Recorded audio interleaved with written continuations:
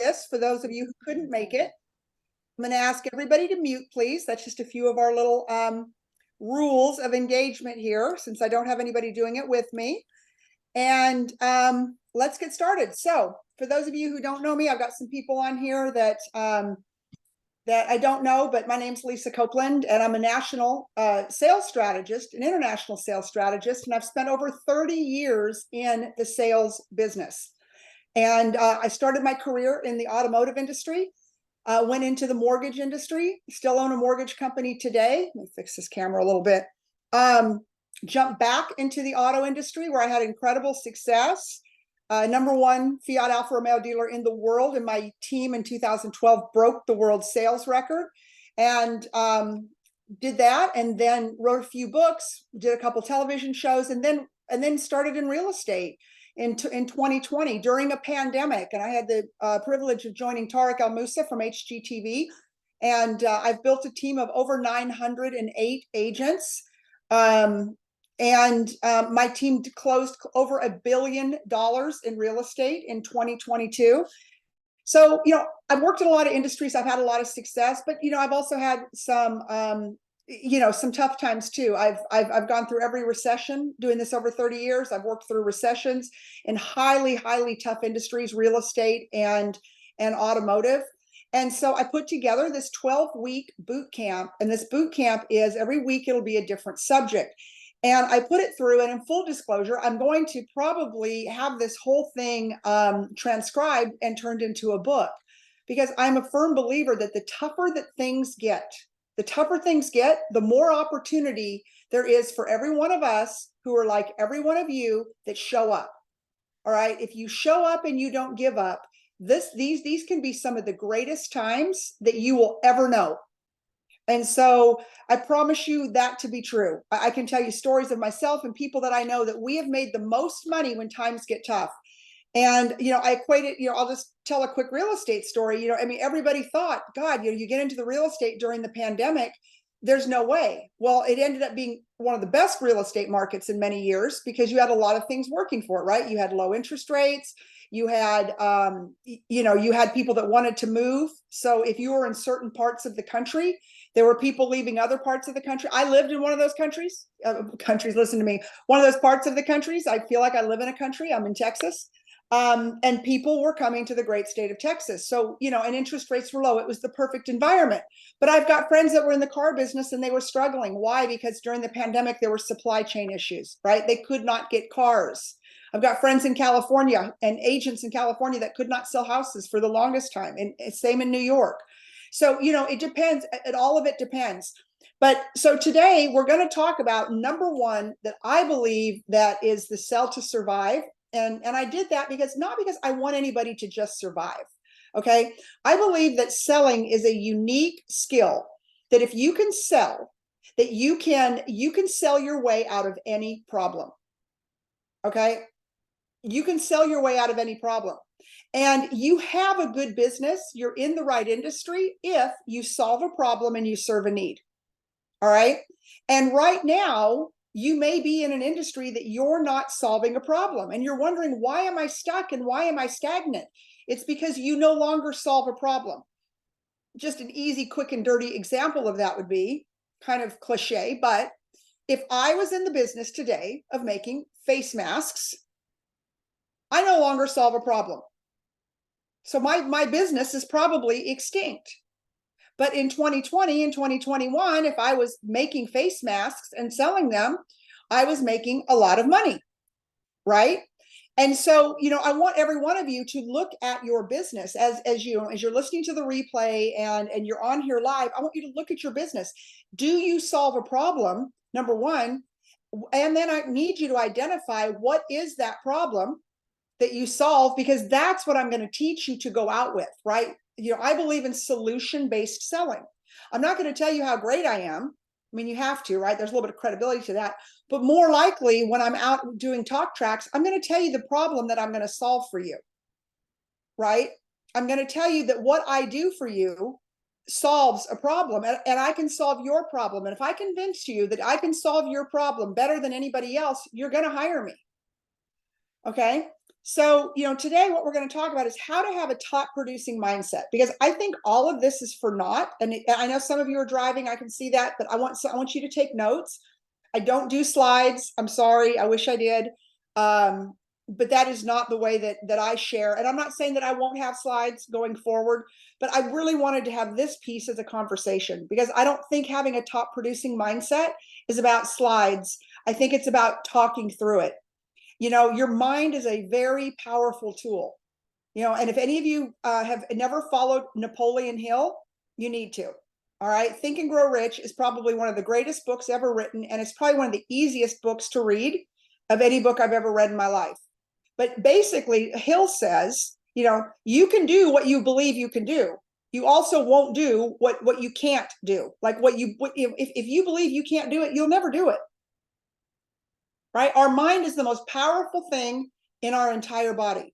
And so just like a muscle, you have to train your mind and you have to condition your mind.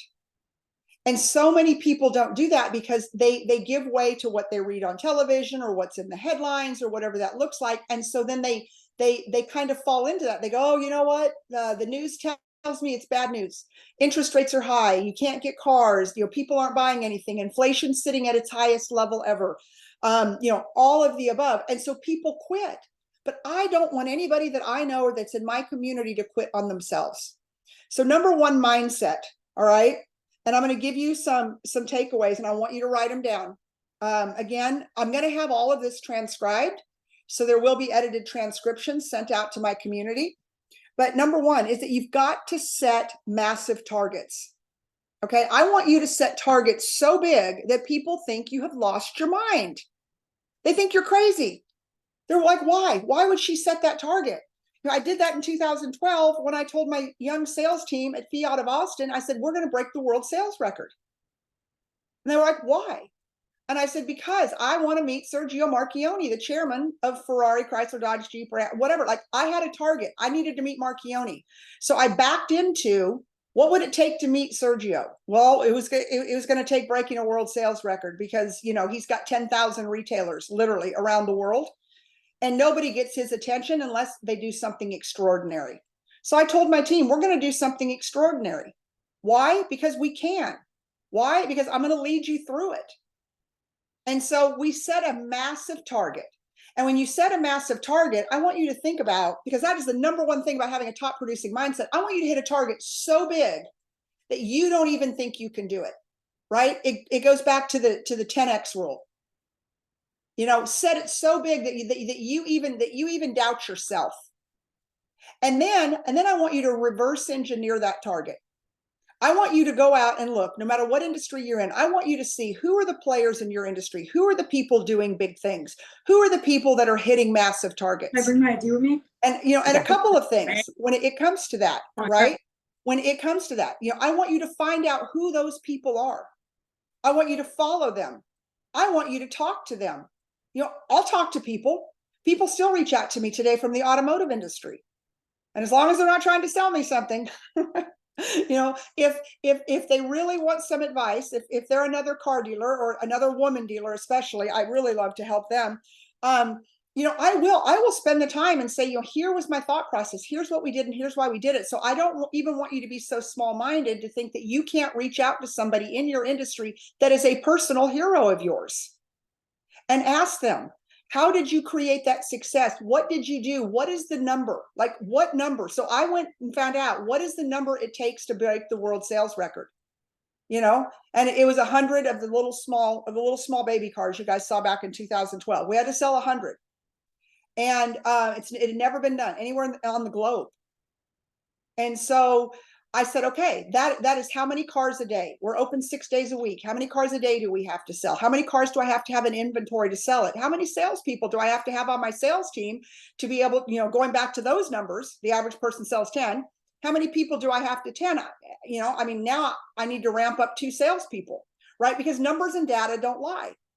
And so to have a top producing mindset, it isn't just about reading a Tony Robbins book or a Grant Cardone book and going, okay, I'm motivated, I'm pumped.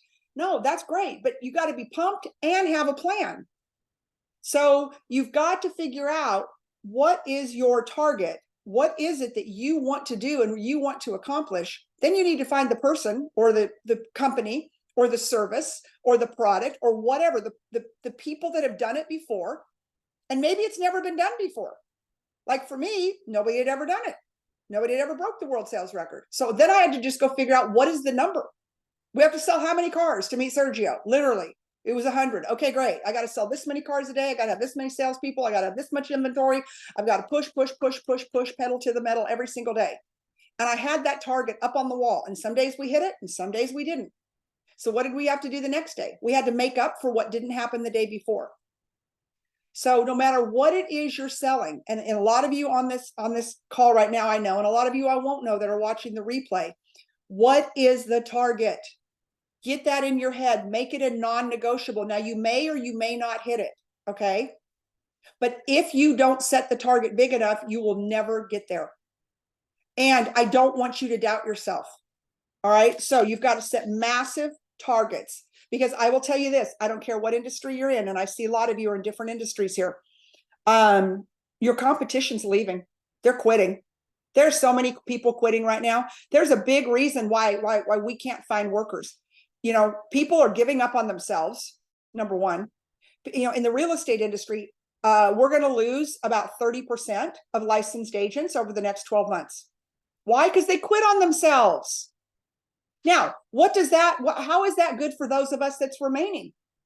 There's just more business out there because we're not going to quit on ourselves. If you're in the automotive, if you're in retail, there are people quitting every single day. You know why? Because it's gotten harder in the last 12 months.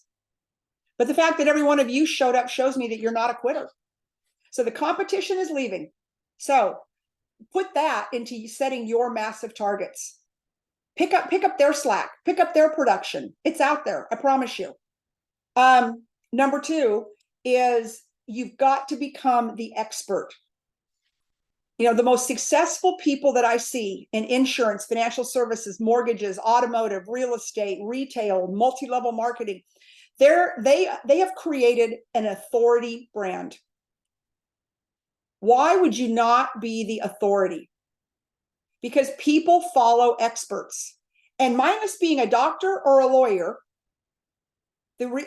how do you become an expert? It's because somebody else agrees with the fact that you're an expert. I used to say, because you say you are. Well, I don't really buy into that as much as I used to. But if one person out there says, oh, Lisa Copeland is an authority on real estate, I can now claim the fact that I'm an authority on real estate. It is not self-delusional anymore. You know, I have been called or named an authority by somebody. I mean, that's just an example I'm giving all of you. But how would I become an authority to somebody that I don't know or to somebody that's following me? It's because I'm creating content that is relevant to my industry. I'm creating content and I'm educating people. So when you're out and you're promoting your business, right? You want to create 80% of content that is for other people. Right? It's what's going on in your industry. It's, you know, what are the best products that you sell? You know, what vitamins you should be taking, what health or, automotive or real estate, it doesn't matter. Like, that's how you build the authority. You spend the other 20% talking about the success or why you're an authority, and what are reasons that you would be an authority? Number one, maybe time in the industry. For those of us who are a little bit older, time in the industry is a win. Okay. Maybe you leverage the team that you're on, or the organization or the company that you work for. Maybe you're in the car business and you just started selling cars, but the company you work for has been in business for 25 or 30 or 50 years. Well, so then you're going to leverage that success. Some of you that are on here, you have celebrity partners. You're on their celebrity teams, and maybe you're newer to the game, but you're gonna leverage the celebrity, right? So you're going to find out what it is you can leverage that gives you credibility. But there's so many things you can leverage, right? It doesn't just have to be what you have done. So the greatest people with the greatest mindsets, the first thing, you go and you figure out. When I first got into real estate, I'd never sold a house. This was in April of 2020. And my biggest fear was that I would not be successful, and that I would be laughed at by my colleagues, my former colleagues in the automotive industry. And so I was so in my own head about not being successful that I almost stopped before I started. And I'd love to see in the chat if any of you have almost stopped before you started something because you were so in your own head about it. And my dear friend, which I wish he was on here today, Haas Pratt, who actually brought me to eXp Realty, he and Tarek, he called me, or I called him and I said, I don't even think I should be doing this. And I don't think I should make any big announcements. And I don't think I should try to say I'm an authority in real estate because everyone's going to laugh at me. And he talked me through it. And he gave me the same advice that I'm giving all of you right now. You've got to create your own story, right? So part of your winning mindset is you've got to create your story. And then it becomes your story and you're sticking to it. Okay. So my story became my talk track about why I got into real estate. I got into real estate by accident, y'all. I would have stayed in the speaking business forever. But then the pandemic hit and my agent called and we're canceled. You know, I was a sales speaker, sales strategist. You know, I have helped some of the biggest companies in the world help their sales teams break through being blocked. I mean, I did that for 4 years, but I had to change my story. So how do I take what I'd done in the past and equate that into real estate without people thinking that I wasn't good at the other thing? Maybe I failed at the other thing. I mean, I had a pandemic. There's nothing I could do about it, right? I mean, there are just some stories that, you know, you just can't make that shit up, right? I can't wait for that to hit the book. But you really just cannot make it up sometimes. Okay. And that's okay too. Maybe that's part of your story. But what skills have you had from the past, from your past lives, your past jobs, your past careers that you bring to the new career that make you an authority? For me, it was negotiating. Everyone knows car dealers are tough negotiators, right? Like, have you ever been to the car dealership? I was the closer. I would be the one coming out and closing people for my salespeople. So I was able to take that story into my real estate career. And the first person that hired me, she's like, you've been in real estate for 5 minutes. Like, And I said, yeah, but would you ever want to negotiate against me? I've done this, and this in the past. And she was like, oh, okay, touche. You're right. But so all of you have those stories. Okay. And so that's part of your mindset is that, and that'll be part of your homework that I really want you guys to do is I want you to write, and that's what Haas made me do. I wrote what my story would be, what my talk track would be, why I made the pivot, why I chose to work with the company that I chose to work with, how I would bring my skill set into this business, how I would bring my love of people. And then I had a hook to my story. And I want you guys to come up with your hook. And my hook was my why. Like, why all of a sudden do you want to do this? And I said, I want to help families build generational wealth in real estate. Okay, pretty good hook. And I stayed with, to this day, I still tell that story. I don't even know that I was as passionate about it then as I am now, because now I've actually helped people do it. And I had never sold a house before, but I had to come up with a good hook. I had to come up with a public facing story as to why I made this big pivot, other than, oh, by the way, there was a pandemic and, 210 speaking gigs got canceled. Like, who cares? People don't care about that. They don't care what your problem or your circumstance is. They want to know how you're going to help them. So how does your product or service help your client? That becomes part of your story. And you want to have a big, audacious story behind that. Like, if I say to you, I want to help you build generational wealth in real estate, you're going to be like, damn, I'm working with her. Then, other than, well, I want to help you buy your next house. Well, anytime I help someone buy a house, you are helping them, you're helping them build generational wealth. Anytime you're helping anybody build assets, you're building their financial statement. So it's a true story, but I reframed the story. So how do you reframe your story where it's compelling and where somebody looks at you and says, I need to work with him or her. They're amazing. And their story is about helping me reach my goals. See, so many people miss in sales. And they miss when they're trying to build this mindset and they're trying to build this brand for themselves. They miss the fact that It isn't about me, it's about you. And what it is that I do that can help you make more money, solve a problem, serve a need, build your generational wealth, make you look better, make you be healthier, make you bop, bop, bop, bop, bop.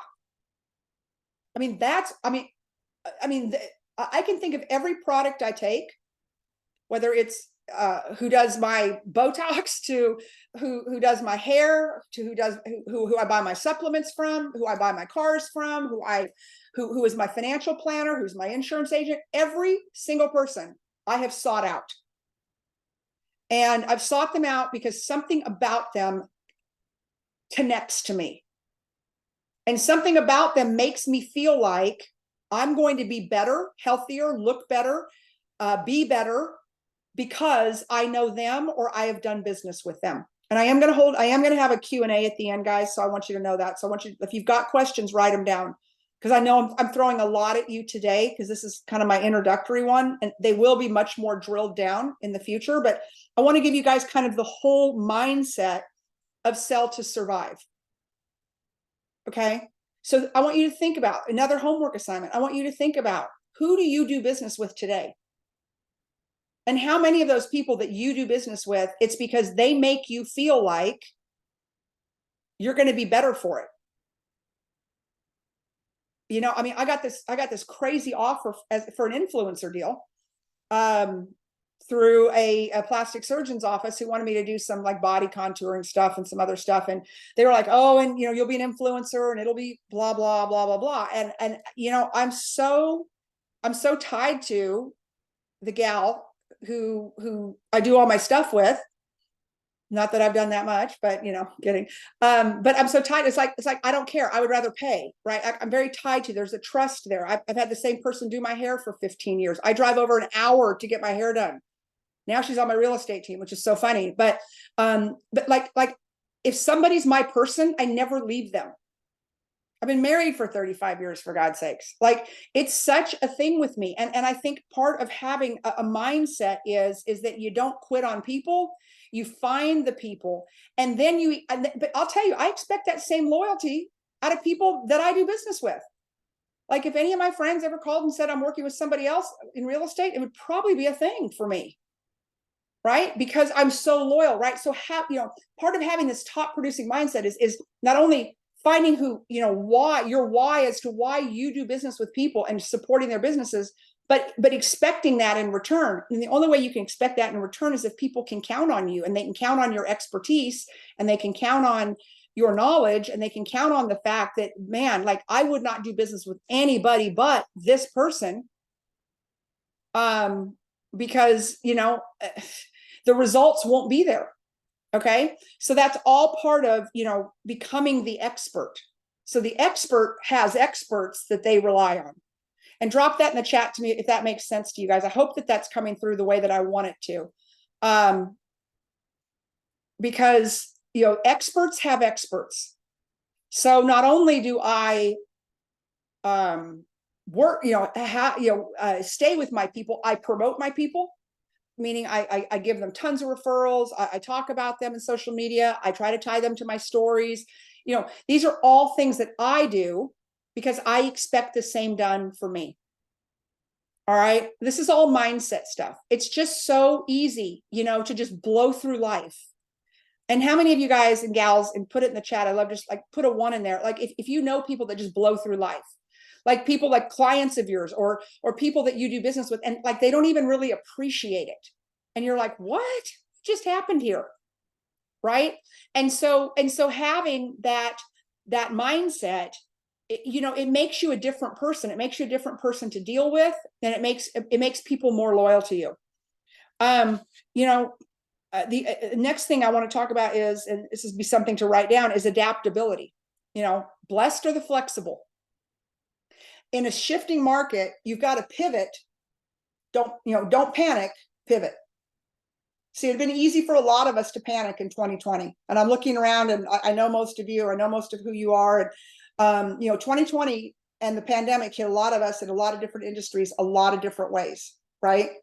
And so it would be very easy to panic, stay home, lock yourself in the house, Some people I know had businesses that just couldn't survive during the pandemic. I mean, I think of, I had a very good friend who owned a restaurant, just annihilated her business, with all the COVID protocol and things like that, just annihilated her business. And she said, I just want to go in. She called me one night. She's like, I just want to go into the corner of my office and suck my thumb and cry. She said, so instead, I'm about 4 glasses of wine into this, and I thought I would call my old friend from high school because she was out in California. And she's like, I just need you to pump me up. And I'm like, you need a new job. You cannot sit because at this point, like, we didn't know what was going to happen, right? I'm like, you can't sit and just wait this thing out. At some point, you have to know when to say, put a pin in it, put it on pause, maybe, and go figure something else out. I said, what else is it? What other skill set do you have that solves a problem, serves a need? And she ended up doing 2 things. She got a real estate license, and she got her credentials in private coaching, like private, like Pilates, but it's kind of a higher level than Pilates. And she started going to people's houses because she knew a lot of people from the restaurant. And she was always in great shape. So she went and got her certification. So she started a coaching business for $200 an hour. Doing that, got her real estate license. She knew a lot of people. Anyways, she ended up closing the restaurant. And now she's got a very successful real estate business. And she has now trained coaches under her to do online, like Pilates coaching, fitness coaching. That's probably the best word to put fitness. Okay. So instead of just sitting there waiting out the storm in a restaurant in California, because they really got hit hard on these COVID protocols, right? I think some were closed for 2 years, and absolutely destroying her mindset, she took that negative and threw everything she had into self-education, self-improvement, and figuring out where she's at today, where she lives, where she stays, the people she knows, what problem could she solve for people in her world. She didn't want to move halfway across the country. I tried, but she didn't want to move halfway across the country. So with people around you, think about everybody in your SOI sphere of influence, and think about every day the problems that you can solve. Because I'm going to talk about, I'm not going to get there quite yet, is the diversification of income, but I'm not going to go there yet. We want to have a customer-centric approach, right? The customer always has to come first. And that's a big part of a winning mindset, because it's really easy. And I really learned this. I probably learned it the biggest in automotive. Like we'd sit down with a client in negotiations, and it was me against him, or her against her, or me against whatever. It was like, I got to win, I got to win, I got to win, I got to win. And when I came to the conclusion early in my time that the only way that you really have a good deal is if you can bring a buyer and a seller into agreement, then you have a winning deal, versus just like, okay, fine, I'll take it, fine. Like, if you guys ever been to the car dealership and had that kind of experience, let me know. Where they finally wore you down, put a 1 in there. They wore you down so much that you're like, okay, I'll take it. And you walked away from there feeling like you lost. You hated it. You'll never go back there again. You're going to tell everybody you know about it. Now, you're still driving out in their car, by the way, right? And people think that that's a winning experience, and it's not. You're never going to see that customer again, right? So good times or bad times, if we can get into the mindset that we want to help a buyer and a seller, because all of us are selling something, come into mutual agreement so that everybody wins, that is a customer-centric mindset. That's the way that you get referrals. That's how you build your business. That's how you build your sphere of influence. But most importantly, that's how you build your authority in an industry. That people want to do business with you, that people are excited to do business with you, that people are out there and they are promoting your business. So having a customer-centric mindset is a mindset. I have a deal right now I'm working on, and it's tough. And I don't know who I want to punch more, the buyer or the seller. I'm representing the seller. But they're both just absolutely miserable to deal with. And they hate each other because one's offended and one thinks the other one's crazy. So I'm thinking, versus just even trying to get this deal done right now. Okay. I'm not even that far in the process. I've got to get both of these people on the same page. I've got to make them understand that this is about both of them winning. So what is a win? What's a compromise? What's a negotiation? And so that all becomes part of, the customer-centric approach versus just in sales. And there's so many of the gurus that teach this is, you're winning if you get the sale. And see, I don't believe that because I'm not in the short-term business. I'm in the business of being an authority and being an expert. And if people if people had the mindset that I was just a transactional person, meaning one sale, one and done, I don't think I could build the authority in my industry that I've built. And neither can any of you, right? You don't want to be the one and done transaction person, because then all you are is a great salesperson, but you're not an authority. You're not somebody that people respect and look to for information. And that's what it's going to take, right? So that mindset, like getting into it, like I want everyone you to say today, whatever industry you're in, like I am the authority. I am the number one. And even if you're not number one yet, you have to speak it to the future, right? I am the right person. I am the person that people want to deal with. I'm going to bring buyers and sellers into mutual agreement. I am going to make it where everybody wins. I'm going to make it where people walk away from a transaction and everybody's better for it. Like that really has got to be your goal in a customer-centric mindset, is that everybody walks away better for it. But more importantly, they'll walk away better for knowing you. That is how you build an authority brand. I've had so many people on other sides of transactions that have come to me for the next transaction. And they're like, you know what? I just decided because of the way you handled that, I'm going to deal with you this time. So again, when you're building an authority brand, when you're making yourself an expert, like everybody is watching. Just know that everyone's watching what you do. It's kind of a crazy world we live in. Resilience. Expect setbacks and challenges. Okay, we all lose. I lose all the time. Just know that. But I don't let it get into my head. I think the only time that I've really let something get into my head is the time I told you about, and it really taught me a lesson. And thank God I had a mentor that I could go to that could talk me through it. I almost failed to launch. I almost wrote a book about it back in 2020. And I actually own the domain name. It's either failure to launch or failed to launch. And I was going to write a book about mindset and about like, you can talk yourself out of the greatest. I have made millions in the real estate industry since coming to EXP 3 years ago. And those people on here who know me know that those numbers are the truth. But I almost never got started, all because of this right here, because of my self-talk, because of fear. In the absence of courage, you do it scared. You launch that business. You go out and you tell people, I am an expert. I am an authority. Here's some information for you. I've spent this many years in this business, and I'm going to claim my dominance. I'm going to claim my authority. I'm going to claim the fact that you should do business with me over anybody else because I've got a customer-centric mindset. I'm going to help the buyer and the sellers come into agreement. I don't care what it is, what you're selling. Doesn't matter. Come into a mutual agreement. Everybody wins when they do business with me. That's your talk track. That's your mindset. That's why I wanted mindset to be the first thing that I went over with all of you, because it's not just be positive and have motivational stuff. It is a way of life. It is a way of life. And that's why this one was so important to me to kick off with. So resilience, and you've got to expect the setbacks and the challenges, and it's critical to develop resilience and the ability to bounce back from failures. Like, don't write this one down. Don't quit on yourself. Don't quit on yourself. You know what? You can quit the job. You can quit the industry. I've told you reasons why I think people need to quit sometimes. So it isn't that, I quit the job. That's okay. Sometimes you need to quit the job. Sometimes you need to quit the industry. Sometimes you need to close the business down because the business is not really a business. It's a hobby. That's a whole nother probably webinar of people that I know, right? It's so, but you don't quit on yourself. Just because this particular thing didn't work doesn't mean that you quit on you. You are still valuable. You are still an expert. You are still worthy. You still have a lot to offer planet Earth, and you have a lot to offer your clients. You're just going to make a little pivot. You might just pivot and do something a little bit differently, right?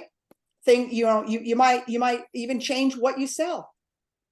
mean, I have clients that I sold cars to, then I got in the mortgage business. So then I did their mortgage. I opened an insurance and financial services company. So then I became their insurance agent. Then I got back in the car business, and they were still my clients. And now I sell them real estate. I swear to God, I don't even think about the industry I'm in. I think about my client and how do I take them on this journey with me. So I've had the same clients for 25, 30 years, some of them. I've sold them everything. And has everything always been successful or easy? No, but I stayed customer centric. Like, they've got to win no matter what. So I got to figure it out. I'm going to die on the sword to make sure they feel like they win. Mindset, right? Clients are hard to replace. All right, networking. What are you doing to network? That's a mindset. So many people want to like hide behind the computer. Well, Lisa, I sent out a text.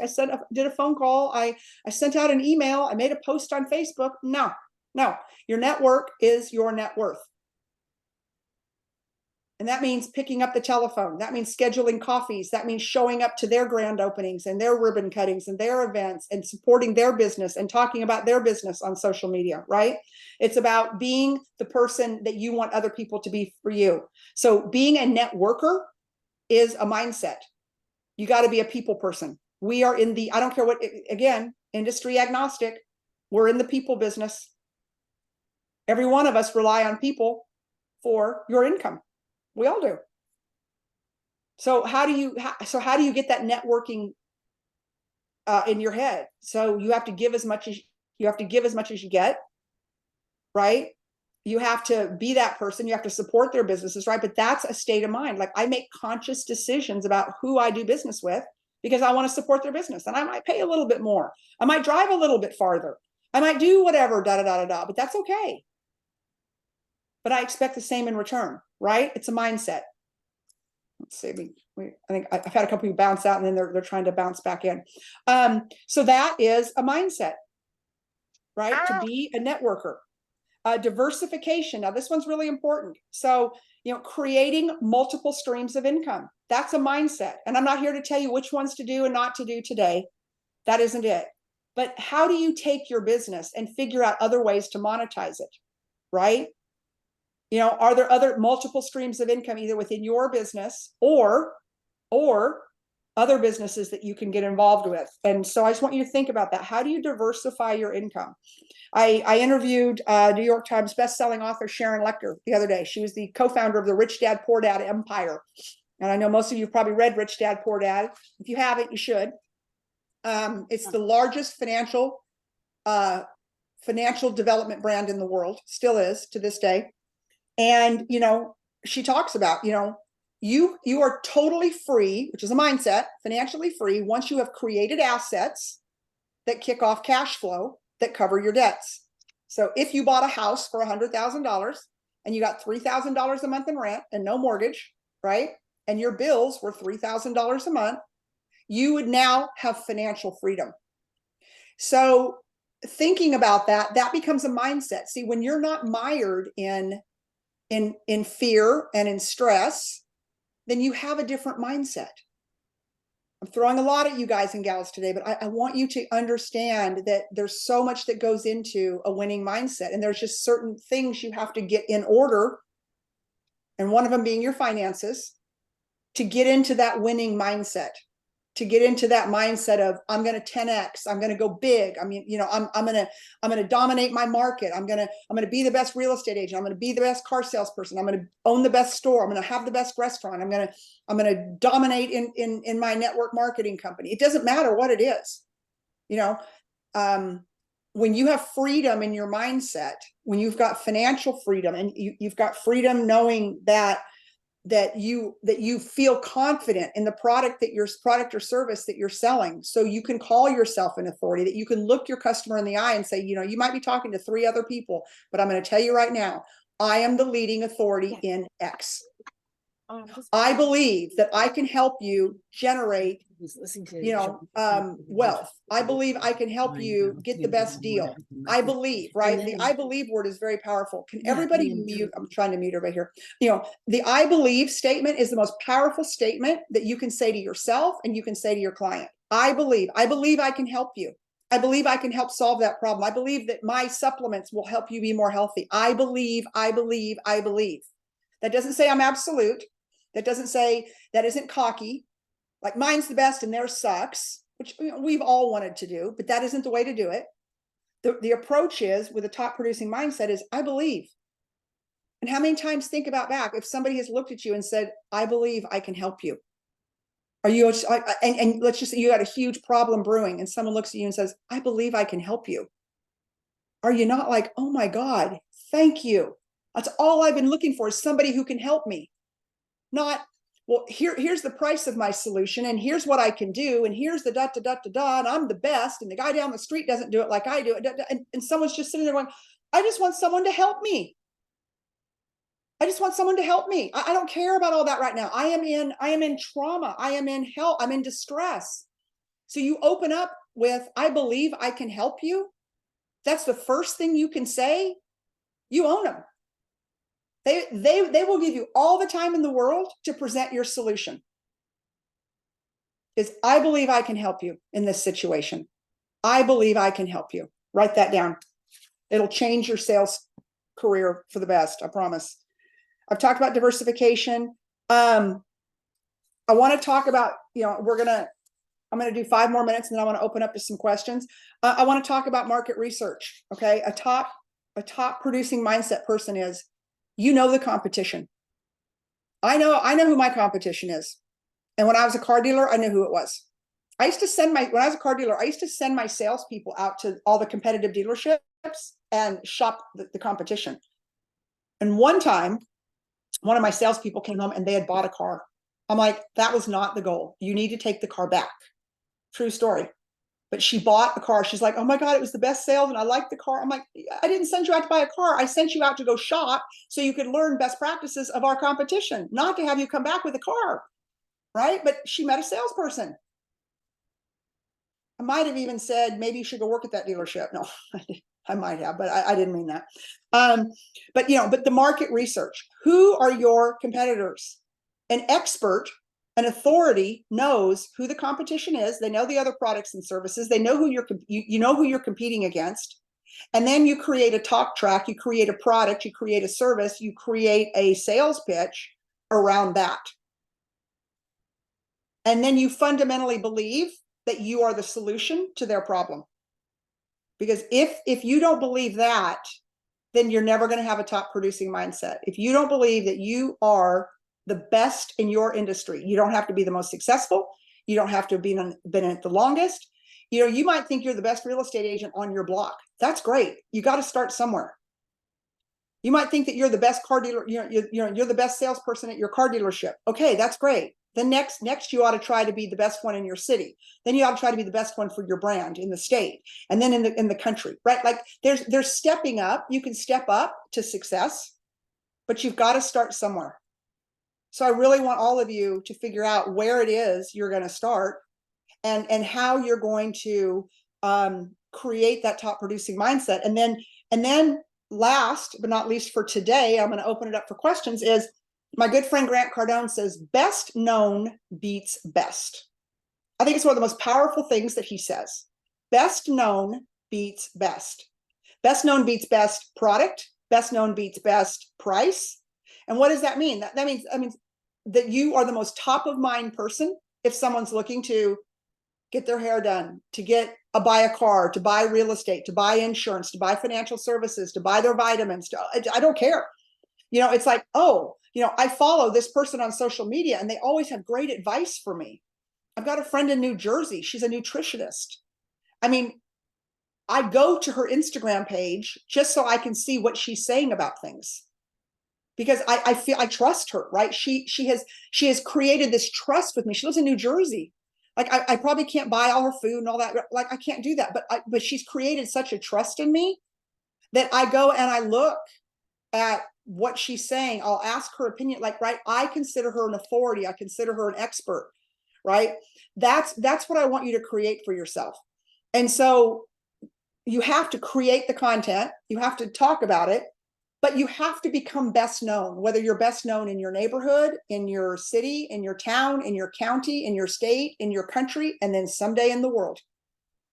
And I'll leave you with this last story. My good friend Grant Cardone, I met him about 12 years ago. Maybe it's been 13 years ago now. Grant walked into my car dealership trying to sell me training. I didn't know who the guy was. I had no clue who he was. He had not written the book 10X yet.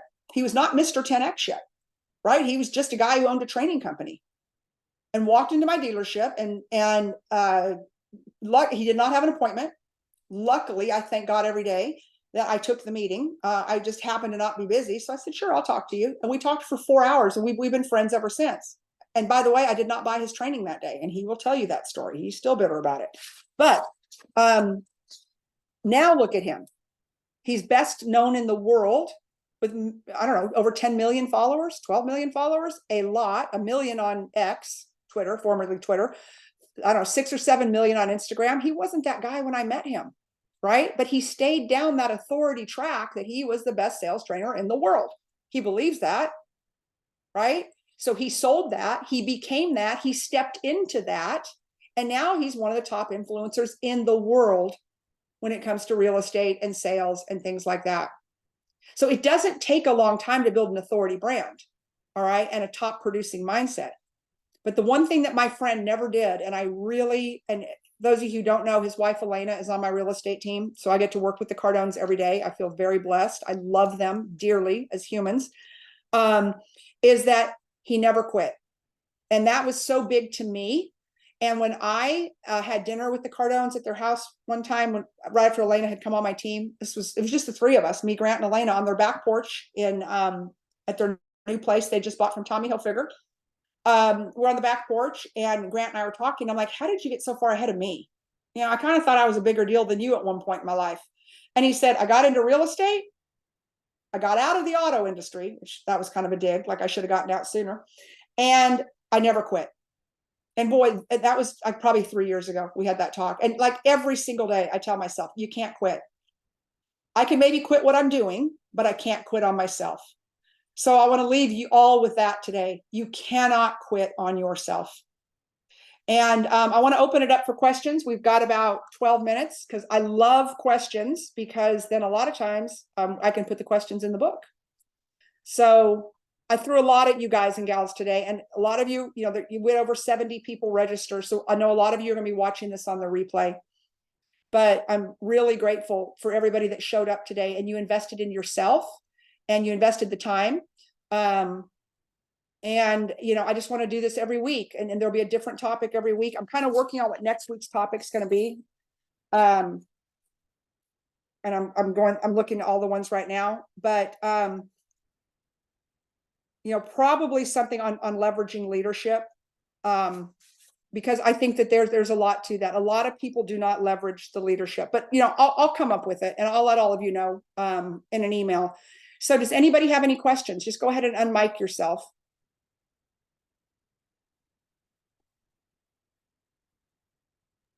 No questions, but great job today, Lisa. Loved it. Got me pumped up. Yeah, good. Hallie's on my real estate team. She's a rock star. And I see Antoinette in here. We went to junior high school together. Girl. Hey.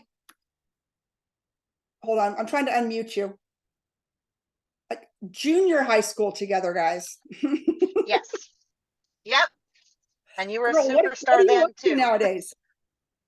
Right now I'm selling to boutiques, so I did have to pivot, after the pandemic. Yeah. But I've always been a superstar in selling hair care products to salons. So anyways, I just got an email yesterday. Looks like I'm gonna get back into the hair care business, and so this is perfect timing. And I want to thank you. Yeah, and she always had the best hair. Like, you just always had the best hair, period, end of story. You still have the best hair. So right. So that gives you credibility when you walk into a salon, because people go, I want your hair, Yes, right? Absolutely. I was an expert, and then I got out of the field, and honestly, it was a mistake. But so you know what? Now but you're out in California. So everything was shut down. I'm in California. Say it again.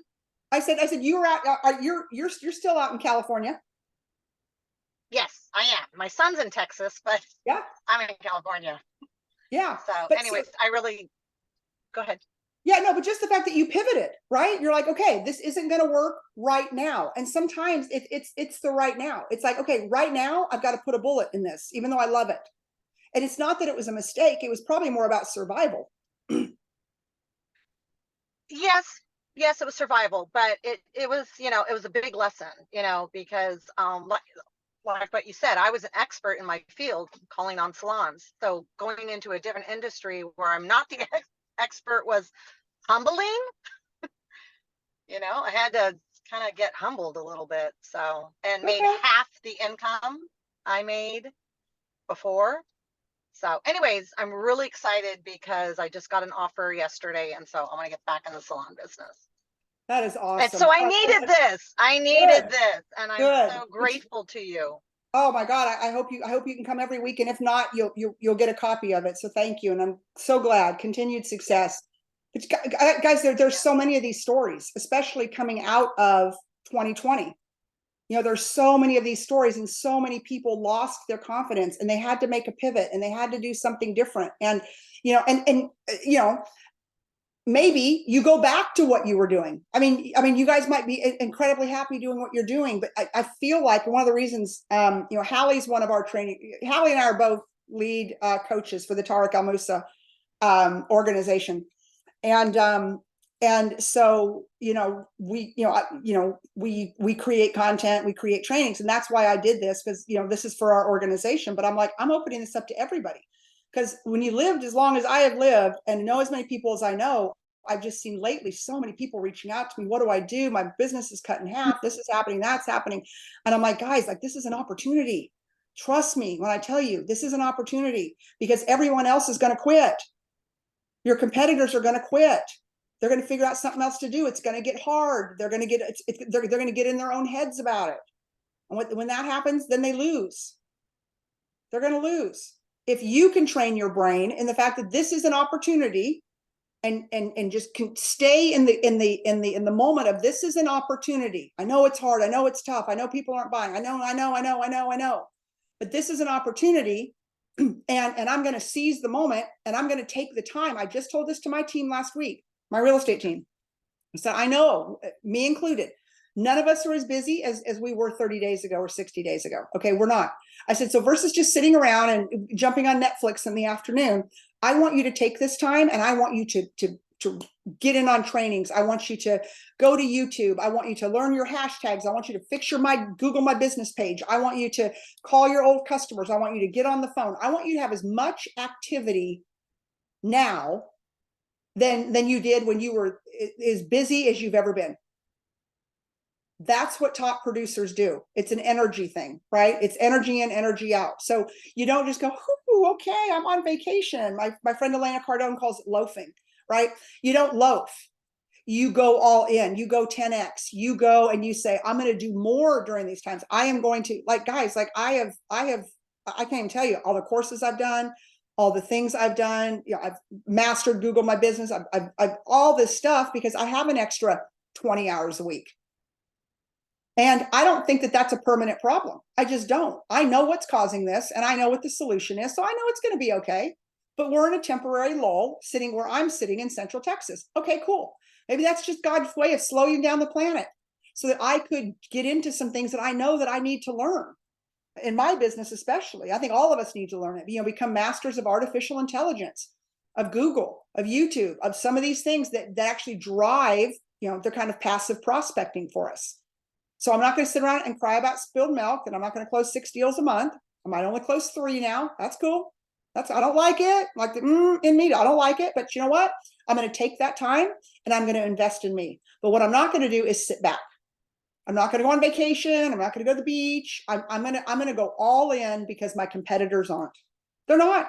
I see them whining on all these social media pages, these realtor groups I'm in. I'm going to quit. I'm going to go inactive. I'm like, okay, great. I'm going to pick up your clients. I'm going to pick up your clients. I'm going to pick up your clients. I even start like investigating where they sell, so I can just kind of go see what's going on. I see it as an opportunity, and I want everybody on here today to see this as an opportunity to invest in yourself. So I want to thank every one of you for coming, for investing in yourself. Everyone's going to get a copy of this. I will send it out. And I hope you guys have a great week, and I will see you next Thursday. Bye, everybody. Thank you. I met you at the 10X Ladies event. I don't know if you can see me or not. Oh, I cannot see you. Your camera's not on.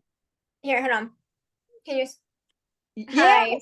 Yes. Hello. Yeah, I met you there. I was so inspired by you. I absolutely loved your presentation. Thank you. And I just started following you on Instagram, and that's how I found out about your Zoom. Good. Thank So, you. I love it. Yeah, I'm not a real estate agent. I actually work in corporate America as I'm a tech executive. Good. But everything that you talk about translates into any industry, into corporate America. Everything I have to sell, what I do, I have to work with vendors and everything every day. So I'm just trying to learn from you. Well, and thank you. Thank you. And I appreciate that. And I love, these are stories I love that corporate America. So she's talking about y'all 10X Ladies, which is Elena Cardone's 10X event, which, if you guys have never been to a 10X event, it'll change your life. It will change your life. And I've had the privilege of speaking at the last three. And I love the Cardones. Like I said, I thank God. And you know what Grant told me that day that I took his appointment? You know, he was out calling on car dealers. I was the only one that took his appointment. All the other dealers shoot him away. And I thank God every day I took that meeting. Mm-hmm. You know, and that's kind of part of a top producing mindset. Not that that's in my notes, but guys, you know, take the meeting. Who is it out there that you could meet with? You know, It's so true. Yeah, or just, you know, just like you did, Lauren, you know, showing up at these events. Yeah, no, it was my first event actually I ever did with them, and I was, just blown away by the speakers and everything I learned. I know I don't own my own business, but it really does translate. I mean, the companies I work for, I really treat it as my own company, and that's how I've been able to get promoted and really rise in the companies, because every place I've been, they know that I care. I love it. And it's so true. I'm really an entrepreneur for these companies, and learning the skills that you have are so important, because, I have to talk to the owners. I have to talk to so many people, my team, everything. I have to sell them on all these ideas. And it is really hard. It's not something that I was ever taught. I had to really learn it myself from the ground up. And then people like you, I mean, you were an executive at, the biggest companies in the world. So, and you're really such an inspiration to me. I love everything you say. I've been following you. I've been watching your all of your videos, everything, and I will be joining all this. I'm actually off from work today, and I made sure to do Thank the you. Zoom today. Thank you. Like I said, I appreciate that. I mean, I'm old enough that, I've been around the block for a long time, and I wish, you have to see it to be it. And I believe this for women, but I believe it for men too, right? And I think the world lacks so many role models. Like, you got the flash and the cash and some of that. But it's like, what have you ever done? And, I just feel like I can take my experience and I can share it and teach it. Yeah. And I think taking advice from people who have been there, like you've been where I would like to be. And I think taking advice from people, I have people that are giving me advice that's never done it, never worked in corporate America, never dealt with any of this. So how are they supposed to? So I'm really trying to learn from the people that have done it, well, obviously done it, but way more than I've achieved, and really learn from those people. So I took that away from the event, which is so good. Yeah, I'll tell you guys, and and if you all are not following Grant and Elena Cardone, you need to be. I follow them. Yeah. Oh, I know. Yeah, obviously. Yeah, you were 10X Ladies, but yeah, but I mean, again, you want to follow people who have been to places that you have never been. And so I try to follow people who have been to places I've never been. Like, I have never had a Gulf Stream. I had Elena here in town a couple weeks ago. And I actually picked up her and Grant on the tarmac. Like, I drove my car, and Grant's like, "You're driving in between all these jets, you're going to get killed." I'm like, "No, they can see my card. I'm not worried about it." Because that's what they let you do at the private FBOs, is just drive your car in. And, and it's like, okay, like, I saw this guy go from where he was walking into my car dealership, flying in on Southwest or American or whoever he flew in on, to now he's a billionaire. And I have the privilege of working with their organization every day. And they absolutely 1,000,000% walk their talk.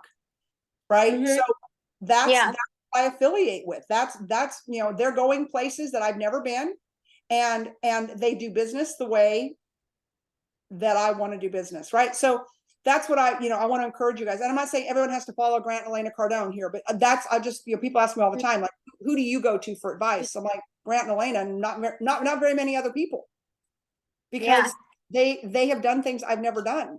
So why would I not talk to them? Yeah. And I love your confidence. I think that's so important, is like the confidence that you have. And I hope that we can touch on that on one of the Zooms. Oh, that okay. I'm going to write that down. Okay.